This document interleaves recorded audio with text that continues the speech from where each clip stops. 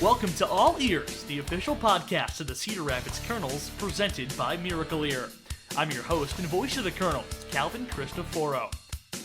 On the podcast, you'll hear from past and present Cedar Rapids baseball influencers, including players, managers, executives, insiders, and more. Cedar Rapids Kernels, let the good times roll. Season 5, Episode 6 of the Kernels All Ear podcast, presented by our friends over at Miracle Ear. Our guest this afternoon is Kernels hitting coach CJ Baker, who joins us on the podcast for the first time. CJ, thanks for taking the time. Absolutely. Really happy to be here. Looking forward to it. Now, this is your second year with the Kernels. You made your Twins organizational first season last year with Cedar Rapids, now back for your second year. What has been your hitting coaching experience as a professional hitting coach in your first now year and a half? It's been incredible. The city has been awesome. Really taken a liking to the Midwest. Been really fortunate to work with a group of guys back-to-back years who are truly just special players. I think the Twins do a really nice job of bringing in guys who not only are talented, but embrace culture and embrace hard work. So I've been fortunate to have just like really good groups back-to-back years. You say you have been fond of the Midwest and Cedar Rapids. How have you enjoyed your time here in Cedar Rapids? A lot of days at the ballpark, actually, but gotten out a little bit in the city and tried out some different restaurants, taken a bike ride. I rode from the host parents' house to the stadium a couple times. There's a lot to do outdoors and everything. What's that been like for you, living with a host family? Have you ever done that before? In college summer ball, I have that, which was awesome. I have really enjoyed it. The host parents, Steve and Lisa, are fantastic people. But it's been cool. The whole experience out here has been first class. Let's talk about your first beginnings in baseball. Was that something that you picked up as a player, like a lot of everyone does? Playing t-ball, little league, going up the ranks. Is that how you began in baseball? Yeah, my parents were big baseball people. My mom actually worked for the Big Red Machine, the famous Cincinnati Reds team. She had a really good relationship with Pete Rose and really just grew up loving baseball. So yeah, did the whole T-ball all the way through college, and it's been kind of a ride. Went one career path right when I finished playing, and then wound up in coaching, just complete 180 from what I was doing before. Yeah, let's talk about that. At what point did you know that coaching was potentially something that was going to be in your future? Yeah, so right after I finished playing, I wanted to get into politics, got a job with the mayor of San Diego, and it took me all of 6 months to realize that politics were not my forte. So moved up to Northern California, and one of my best friend's aunts owned a Dairy Queen.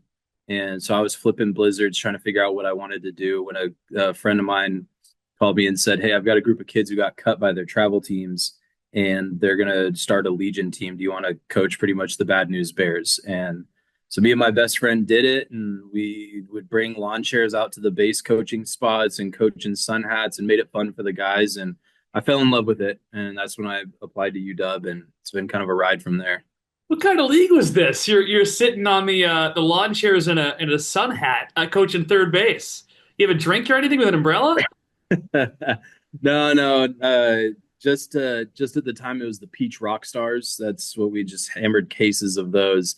But it was a group of kids that really needed baseball to be fun for them, and so we did everything we could to just make it the most fun at the expense of us looking dumb sometimes. But the guys loved it. They even won a couple tournaments and got better, and it's been cool. I think we're skipping over a big part though here. What in the world did you do in the mayor's office in San Diego?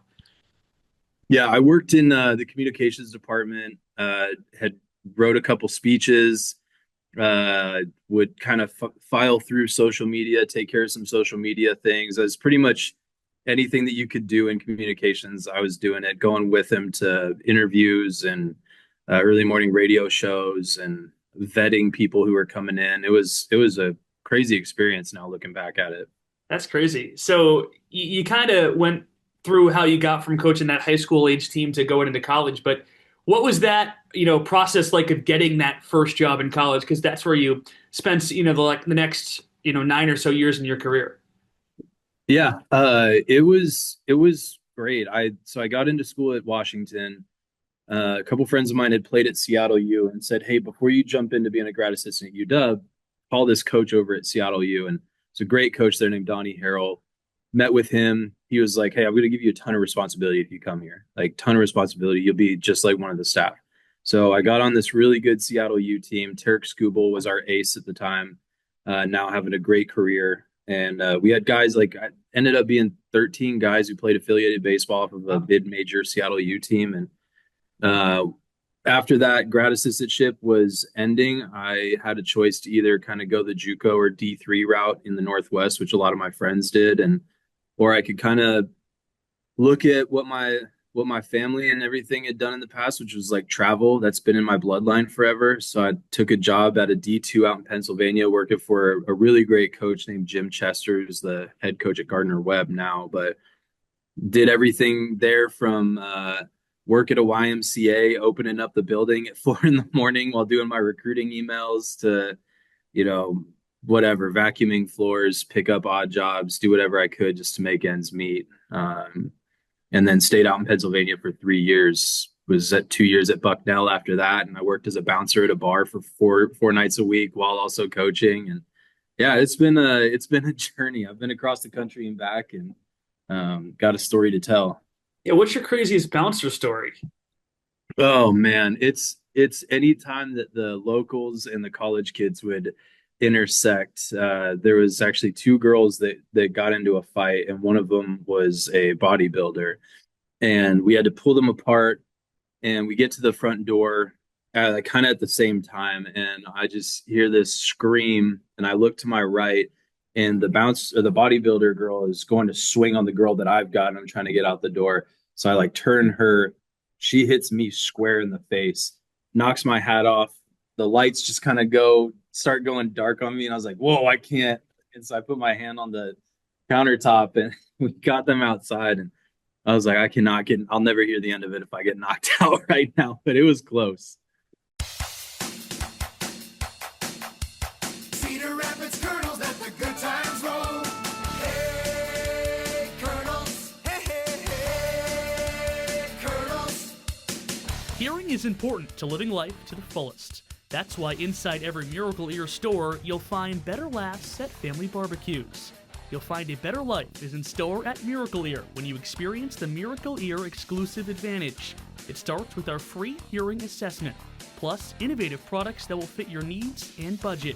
With free service and adjustments for life, call 319-243-7105 to schedule a free hearing evaluation and find a better life in store. Our local Miracle Ear team is proud to support the Cedar Rapids Kernels. Group outings are a great way to unwind and enjoy a night out, and we invite you to reach out to our group sales staff and see all the options we have. Everybody knows when you're at the game, the good times roll. Hey, Kernels, let the good times roll. Cedar Rapids Kernels, let the good times roll.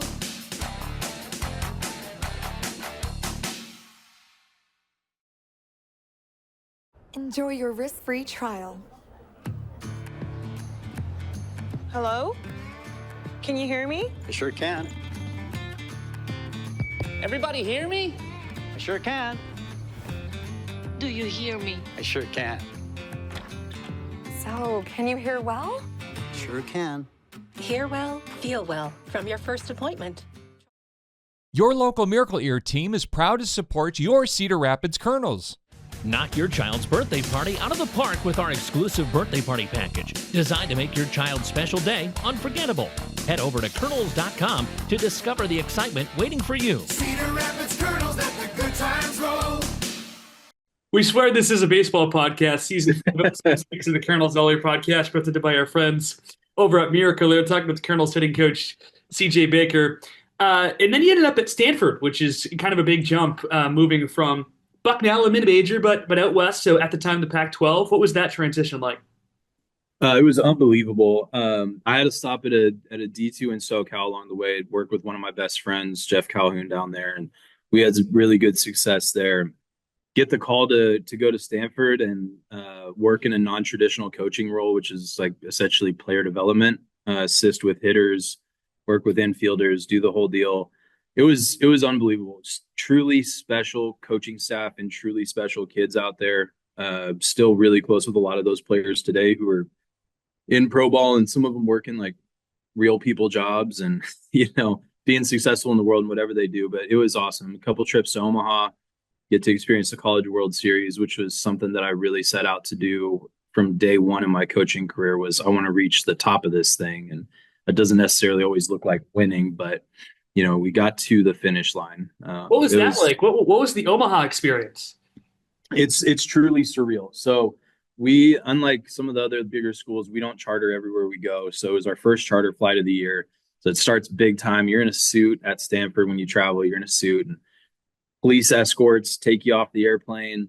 And there's just a whole parade that you go through, and that's all this fanfare and everything. And I'm like, man, our guys are truly lucky. I mean, they've worked their butts off to get to this point, but they're truly lucky. People care this much to be able to watch it. And game one for us was Arkansas my first year, and walk out of the dugout and there's 30,000 people there, 1,500 Stanford fans, and you could do the math on the other side of that. But it was unbelievable. I had a lot of respect for the kids and a better understanding of what they go through at that point, because how they can play with the amount of noise and pressure and all that just speaks volumes to the types of athletes they are. But it was cool, just an unbelievable experience. That's incredible. Just curious, how did the pro ball opportunity with the Twins spark out of your coaching time at Stanford? So I was really good friends with the AAA infield coach at the time, Tyler Smarslock, and coaching in pro ball had always kind of piqued my interest. I'd been kind of doing the non-traditional thing at Stanford for a few years and really wanted to get back on the field. And so I called Smars one day and was like, hey man, give me the rundown on pro ball. What's that like?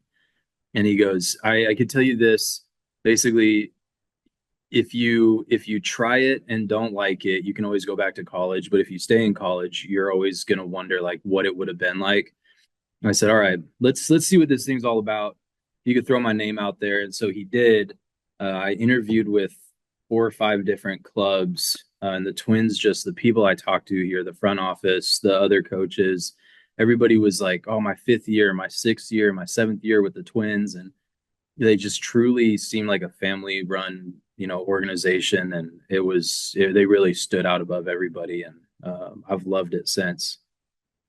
That's awesome. Let's get into coaching now, the guys that you have seen since you've been in Cedar Rapids. And I'm sure when we throw at that question, a lot of people will think of Walker Jenkins. You got the opportunity to coach for about a month and a half last season. What was it like being the guy who was responsible for the development of one of the top prospects in all of baseball?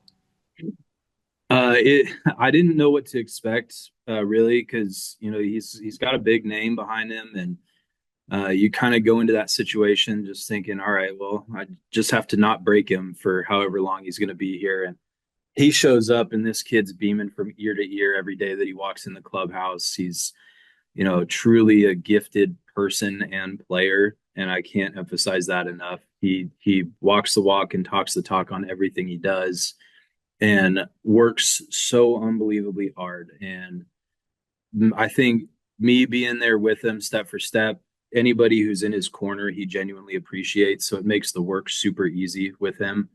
Even when he struggled early on, and it still wasn't even like struggling, it was just struggling by his standards. He just professional throughout the whole thing. He could be frustrated after a game. He'd take like one deep breath and he'd be like, all right, I got to sign for some kids now. Cause that means a lot to him. Like being about the people and being about hopefully impacting a kid the same way that other people impacted him when he was younger, and getting him to fall in love with the game. Like that stuff's so important to him. And the best parts of Walker involve things that aren't even the tangible baseball stuff, which is what makes him, one of the top prospects in the game. The best parts of him are just everything else too. That's awesome. And you come into this season and you look at the opening day roster, and it probably excited you a little bit when you saw the guys you'd have to begin this season. Yeah, this roster, the second we started kind of having the meetings and spring training and putting together what the roster was going to look like, I was like, holy smokes, this guy's good. All right, this guy's good. Oh, this guy's really good. And then all of a sudden you look down and you got 11, 12, 13 names on your page of guys who all have a lot of potential to be really good players. And it's unbelievable. This has got to be the best lineup that I've coached before, and I would put it up there with one of the best like minor league lineups just overall. And now you look into it as we record this on June the 10th, 55 or so games into the season. A Kernels offense that is best in all high A, not just the Midwest League, all 30 high A teams. An average on base percentage, OPS, runs per game. I don't know how much you have to do with stolen base percentage, but they're tops in that too. What has clicked, do you think, for this offense here, 55 or so games into the year? There's always a little bit of a jump every level of baseball you go. And as we talk with the guys about this, of middle school to high school, the pitching is just a little faster, right? High school to college, the pitching is a little faster, the game's a little faster, college to pro ball. It's not too dissimilar with the level jumps. These guys have done a really nice job of jumping the levels and handling it in stride really well. They are really bonded. A bunch of them are attached at the hip. They go golfing together on their off days. They have these crazy inside jokes. And with that, they also know like when to put the work in and when to tighten up and like really get after it. And it's been a really special group on that end. And then you add in the fact that they are all uber competitive. We could be down 9-3 in the eighth, ninth inning, and they are convinced somehow that we're going to come back and win that game. And you take a bunch of talented players and you put them up against the wall and they've got to compete. They just lock in at a different level than everybody else. And yeah, it's been a good group, and Julian and I both are super fortunate to be able to work with these guys.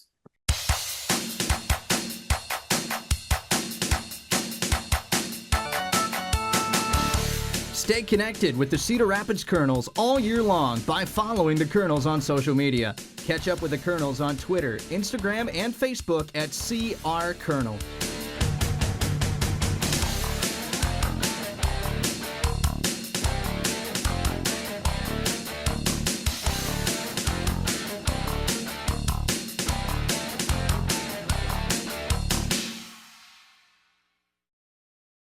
Big Grove and the Cedar Rapids Kernels are bringing you the ultimate happy hour special. Swing by Big Grove, Cedar Rapids 2 hours before every evening home game and enjoy unbeatable drink specials. Want to make it even better? Purchase the Big Grove Mug Club and score $3 beers during happy hour. Kick off your night with great drinks and good company. Then head to the ballpark for all the action. Big Grove, proudly supporting your Cedar Rapids Kernels. The Bim Ritter Diamond Shop is a must-see whenever you visit Veterans Memorial Stadium. Located behind Section 113, the Bim Ritter Diamond Shop is full of your favorite Kernels t-shirts, sweatshirts, caps, and replica jerseys. Not to mention dozens of unique novelty items, all with the Kernels' authentic logo. Be sure to swing through while at the ballpark and take home a new Kernels item. Bim Ritter is headquartered in Cedar Rapids. Give them a call for all your apparel and headwear needs. Calvin Christopher talking to Kernels hitting coach CJ Baker on the Kernels All Year podcast, season 5, episode number 6. I think that's something that, kind of goes past people a lot in minor league baseball. They look at it as, they're just trying to develop guys to help the big league team. But for you as a coach, how much do you think winning is something that these guys care about, or you as a coaching staff care about and try to focus on? Yeah, it's so tricky because I'm such a sucker for winning. I just have been my whole life in everything that I do.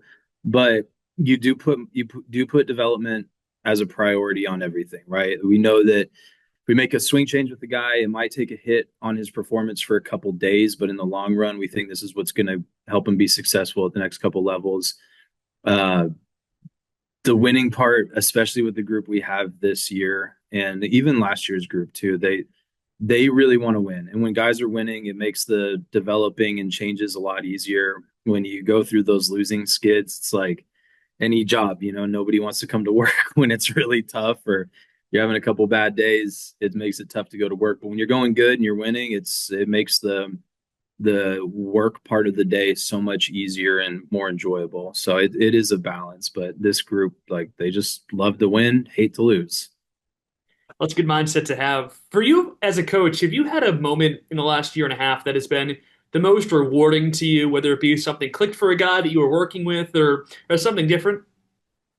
Yeah, I think that it's easy to look at the Keishels, Peyton Neals, Walker Jane, like those guys, and say, yeah, it was really cool to see Keishel get to the big leagues and get his first at bat. But I think honestly, the moment just happened yesterday where we get the call that Nate Baez is going to Double A. And, Nate is a guy who has just been a consummate professional every single day for the last 2 years. And I had the fortunate experience to coach against him in college, and he was the exact same guy at Arizona State. He could be going good, bad, indifferent. He's always going to come in and put his helmet down, bat down, and put the catcher's gear on and be like, all right, what do we need to look at here? It's really a special person. So when he gets told in spring training that he's coming back to high A, and he may have some limited at bats early on because of the roster we have, but hey, we believe in you and we think there's a good player in there. Just work and earn more at bats. I talked to him afterwards in the clubhouse and I was like, how'd that land with you? And he goes, nothing I haven't heard before, just got to work to be good enough. And he came in with just an unbelievable effort and attitude and professional approach. And so that moment when he gets called up to Double A after his whole life has been kind of like, all right, I'm going to scrap to get just a little bit here, scrap to get a little bit more here. It was awesome, truly unbelievable. That's incredible. Every time a guy gets promoted, something that you feel pride in that, hey, I helped this guy move on to the next level. Yeah, it's so interesting because we're really like just backboards for the players. We're here as support systems for them. Unbelievably pumped for the guys every time. I try to not look at it as I had any big doing in it other than being there as a support system and giving them some runway to take ownership in their careers while also implementing the ideas that the org has for like their future. And then when we put those things together, coupled with hard work, and they end up going up, I think everybody, like even these guys have such a big impact on everybody that everyone's so pumped. I mean, Hunter Townsend, our pitching coach yesterday, came into the stadium to give Baez a hug goodbye because he loved him so much, So it's like it takes a village to raise these guys up to Double A kind of thing. What has been your favorite minor league experience? We talk about different things, different gags, different ballparks at home or away. Has there been a moment where you're like, wow, that was a fun minor league experience I got to be a part of? Yeah, I got to pin it down to Dayton last year. One of my former players who I was really close with, Carter Graham, is on the other side, and they were doing military appreciation something or other, and and we're standing on the lines for the anthem, and this C-130 flies over the top of the stadium as like this beautiful anthem's going, and it was just like it felt like the plane was about to land on us. It was so close.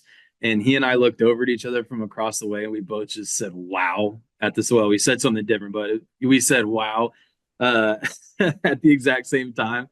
And I got goosebumps, and I still think back to that as just packed stadium, like just the whole experience. And, there's so many of those moments, but that one specifically was pretty cool. Do you have a moment back where you think that it was something difficult that happened, but when you finally got a breakthrough, it was rewarding? Is there one of those moments where we were working on something with a player for a long time and it wasn't clicking, and then it did? Any of those moments stick out in your mind? Yeah, I mean, I think we could go back to Walker. When he first came up here, it was a slow drip to get some feelings that he needed for his like lower half and backside to be able to help him sync up, and we ended up pinning it down to kind of a bad angle thing, and then once he kind of got synced up and we started going on that, he was truly like unstoppable. Culpepper's been another guy that was like, wow, we had this really high hand set up last year and he was almost upright, and a lot of the work has been on getting him just to be his own athletic self and take ownership over his setup. And that one he's really taken off so far this year as well. And it's curious, I'm curious to ask this question. When you talk about Kalen Culpepper, we talked about Luke Keeschall a second ago. Keeschall hit, I think, 6 leadoff home runs, first batter of the game. Culpepper this year, 55 games in, 4 leadoff home runs, first batter in the game. Both of those at the time of Keeschall's promotion and now lead the Midwest League. How gratifying is that you go through all these meetings on the pitcher and what he throws, his arsenal, how he starts games, and you got 2 dudes that go out there and hit leadoff home runs the first batter of the game? It's actually incredible. And, both those guys kind of similar mindset. The best pitch they might get all day might be within the first 2 pitches of the game. And then we also keep track of, does this guy, what percentage of the time does this guy throw a fastball first pitch of the game, like throughout this whole season? And if we can get a good idea that you're going to get a pitch to jump, then we're going to take our shots. That's awesome. And as we sit here just about halfway in the season, this Kernels roster is still very talented. Like we mentioned, the offensive numbers, putting up really big offensive outputs every night. If you could give a pitch to the fans on why they should come out to the ballpark and see this Kernels team right now as is, what would your pitch to them be? Oh, I would tell them that this is truly a special group of people that it's a once in a blue moon roster that you get to see right now. You get to see a group of guys that are unbelievably talented. I think we've got just a group that's so close and so fun to watch play that you'll see some things you've never seen before on a diamond. When you come watch this team, it's a group that you'll never probably get to see again, as far as just collection of talent and then how well they mesh together.